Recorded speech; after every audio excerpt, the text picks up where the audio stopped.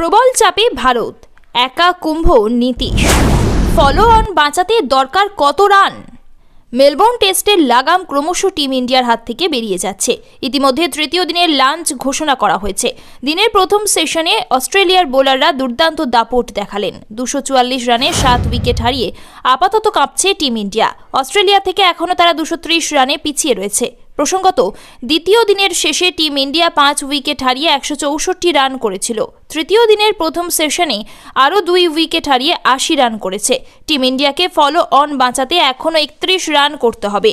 ভারতীয় ক্রিকেট সমর্থকরা আপাতত ঈশ্বরের কাছে প্রার্থনা করছেন যেন এই লজ্জার হাত থেকে কোনো ক্রমে বাঁচা যায়। ব্রিসবেন টেস্টেও একই পরিস্থিতির শিকার হয়েছিল ভারত। সেই সময় টিম ইন্ডিয়াকে উদ্ধার করেছিলেন আকাশদীপ এবং বুমরা। মেলবোর্নে আপাতত নীতিশ কুমার রেড্ডি এবং ওয়াশিংটন সুন্দর রয়েছে। বক্সিং ডে টেস্ট ম্যাচে শুভমান গিলকে ড্রপ করে ওয়াশিংটন সুন্দরকে প্রথম একাদশে ফেরানোর সিদ্ধান্ত নিয়েছিল ভারতীয় টিম ম্যানেজমেন্ট। এবার সুন্দর সেই ভরসার প্রতি সুবিচার করতে পারেন কিনা সেদিকেই সকলের নজর রয়েছে।